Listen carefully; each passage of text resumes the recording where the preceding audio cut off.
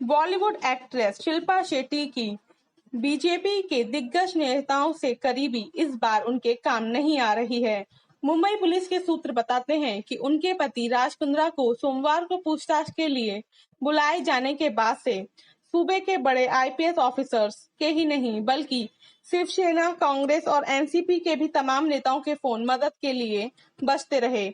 लेकिन नए police commissioner Hemant Nagrale इस मामले में सीधे महाराष्ट्र के मुख्यमंत्री उद्धव ठाकरे को रिपोर्ट कर रहे हैं। वहां से नागराले को इस मामले को कायदे और कानून के हिसाब से निष्पक्ष तरीके से हैंडल करने की पूरी छूट मिली हुई है। राज कुंद्रा को लेकर बवाल इस साल फरवरी में मचा था।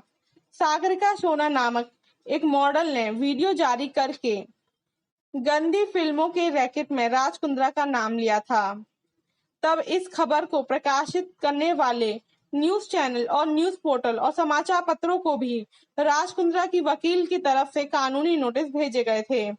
पुलिस सूत्र बताते हैं कि मीडिया को धमकी देने की ये सारी रिपोर्ट्स भी नागराले ने मुंबई पुलिस आयुक्त का चार्ज संभालते ही अपने दफ्तर में तलब कर ली थी।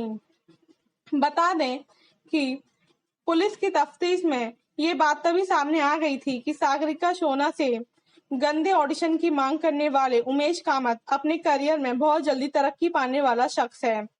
राज कुंद्रा के कार्यकारी सहायक से कंपनी के प्रबंधक निर्देशक तक की पोस्ट पर पहुंचने वाले इस शख्स ने ऐसा क्या किया कि कंपनी को उसे एक जूनियर पोस्ट से सीधे कंपनी का प्रबंध निर्देशक बना देना पड़ा।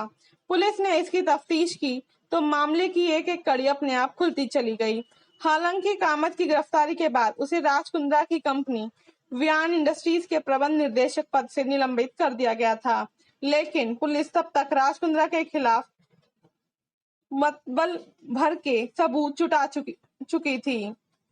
इतना ही नहीं, राज कुंद्रा ने अपनी पत्नी शिल्पा शेट्टी को लेकर भी एक बड़ा गेम खेला।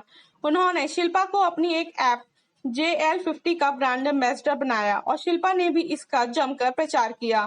राज कुंद्रा ने इस ऐप को प्रधानमंत्री नरेंद्र मोदी के मेक इन इंडिया की कैंपेन से जोड़ने की कोशिश की और इन्हीं बातों को आगे करके पिछले राष्ट्रीय खेल दिवस पर वह तत्कालीन दिल्ली बीजेपी अध्यक्ष मनोज तिवारी के माध्यम से प्रधानमंत्री नरेंद्र मोदी के करीब पहुंचने में भी कामयाब रही।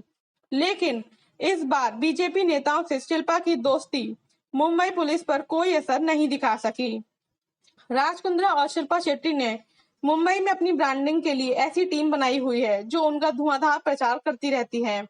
राज कुंद्रा को पूर्व राष्ट्रपति प्रणब मुखर्जी से स्वच्छता पुरस्कार दिलाने में भी इसी टीम की सक्रिय भूमिका रही है।